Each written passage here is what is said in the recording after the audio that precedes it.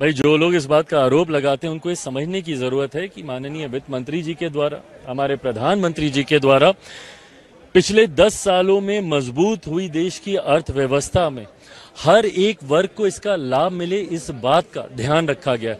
भले वो हमारी नारी शक्ति हो, भले वो हमारी युवा शक्ति हो, भले वो हमारे अन्नदाता हो, भले वो हमारे गरीब वर्ग के लोग हों, हर एक वर्ग का, भले वो मध्य वर्ग से आने वाले लोग हों, हर एक वर्ग का इसमें ध्यान रखा गया। हाँ, जरूर मैं बिहारी हूँ, बिहार फर्स्ट, बिहारी फर्स्ट का मैं जिक्र करता हूँ। मेरे लिए ज्यादा खुशी की बात है इसमें जिस तरीके से बिहार से को खास तौर पर विशेष प्रावधान इसमें दिए गए हैं बिहार को मजबूती देने के लिए। हम लोगों ने विशेष राज्य के दर्जे की मांग की, पर आज स्पेशल पैकेज के माध्यम से जिस तरीके से बिहार में इंफ्रास्ट्रक्चर को मजबूती देने के लिए कॉलेजेस के निर्माण की बात हो, एयरपोर्ट्स के निर्माण की बात हो, ब्रिजेस के निर्माण की बात हो, अर्थव्यवस्था को मजबूती देने का भी जिक्र किया गया है। तो वहीं दूसरी तरफ हम लोग के राज्य में टूरिज्म को बढ़ावा देने के लिए भी प्रावधान किए गए हैं। बाढ़ की समस्या जिससे हर साल हम लोग परेशान रहते थे, उस समस्या का भी समाधान इस बजट में दिया गया है।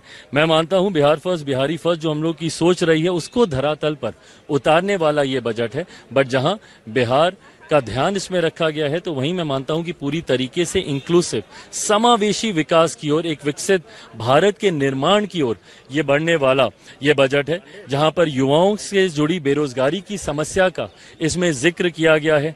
एमएसएमई सेक्टर को मजबूती देने की इसमें बात की गई है। एमएसएमई सेक्टर कहीं ना कहीं हमारे देश की अर्थव्यवस्था की रीढ़ की हड्डी है, उसको मजबूती देने का इसमें जिक्र किया गया है। अपने मंत्रालय की मैं बात करूं, रेडिएशन यूनिट्स पर हम लोग लंबे समय से हम लोग काम कर रहे थे। पेरिशेबल आइटम्स को कैसे वेस्टेज से हम लोग बचा सके, कैसे हमारे किसान भाइयों को कि हम लोग इसमें मदद कर सकें, उसका भी इसमें प्रावधान किया गया है। वहीं लैब टेस्टिंग यूनिट्स के माध्यम से भी आने वाले दिनों में खाद्य पदार्थों की गुणवत्ता को हम लोग बरकरार रख सके, इसका भी इसमें जिक्र किया गया है। तो मैं मानता हूं कि ये आत्मनिर्भर भारत को मजबूती देता हुआ विकसित भारत की ओर बढ़ने वाला बजट है। तो लोग इस बात का हो हल्ला मचाते हैं कि बिहार को विशेष राज्य का दर्जा नहीं मिला, विशेष राज्य का दर्जा नहीं मिला। ये वही विपक्ष के लोग हैं जिनके पास ये जानकारी का अभाव है कि इन्हीं की सरकार में, यूपीए की सरकार में मनमोहन सिंह जी के दौरान ही नीति आयोग में इस तरीके के प्रावधान किए गए थे जिसके बाद किसी भी राज्य को विशेष राज्य का दर्जा मिलना लगभग नामुमकिन के करीब हो गया था। बहरहाल हम लोग की मांग रही थी कि जब तक विशेष राज्य के दर्जे का दर्जा हम लोग को नहीं मिलता, स्पेशल पैकेजेस हम लोग को दिए जाएं। मैं धन्यवाद करूंगा मेरे प्रधानमंत्री आदरणीय नरेंद्र मोदी जी का, मैं धन्यवाद करूंगा हमारी वित्त मंत्री आदरणीय निर्मला सीतारमण जी का कि उन्होंने बिहार को जिस तरीके से स्पेशल पैकेजेस देकर, और मेरे लिए बिहारी होने के नाते खुशी की बात है, और मेरी पार्टी लोक जनशक्ति पार्टी रामविलास ने हमेशा बिहार फर्स्ट, बिहारी फर्स्ट के विजन के साथ आगे बढ़ने का काम किया है। इस बजट में बिहार फर्स्ट, बिहारी फर्स्ट को भी धरातल पर उतारने के प्रावधान दिए गए हैं।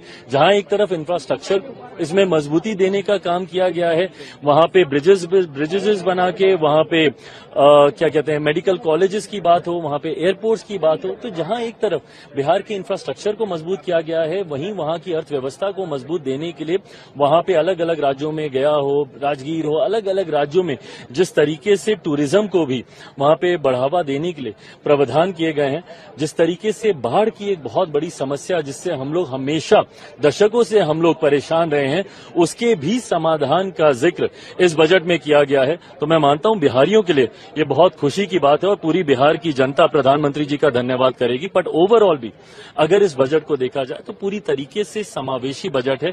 पिछले 10 सालों में भारत की अर्थव्यवस्था, एक मजबूत अर्थव्यवस्था का लाभ हमारे समाज के हर वर्ग को मिले, युवाओं को मिले, महिलाओं को मिले, किसानों को मिले, मध्य वर्ग के लोगों को मिले, इस बात का ध्यान भी इस बजट में रखा गया है। मैं मानता हूं कि एक बजट, ऐसा बजट जो युवाओं से जुड़ी सबसे बड़ी समस्या बेरोजगारी का भी जिक्र करता है।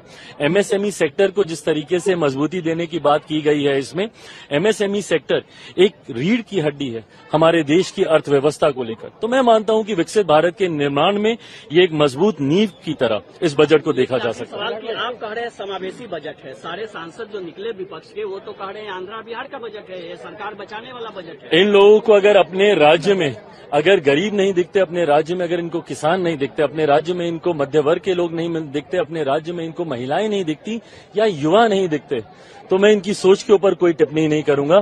जब हर इस वर्ग का जिक्र किया गया तो इस वर्ग से आने वाले हर व्यक्ति, भले वो किसी भी राज्य में रहता हो, उसकी सुविधा का जिक्र किया गया। जब आम आदमी की आमदनी को बढ़ाने का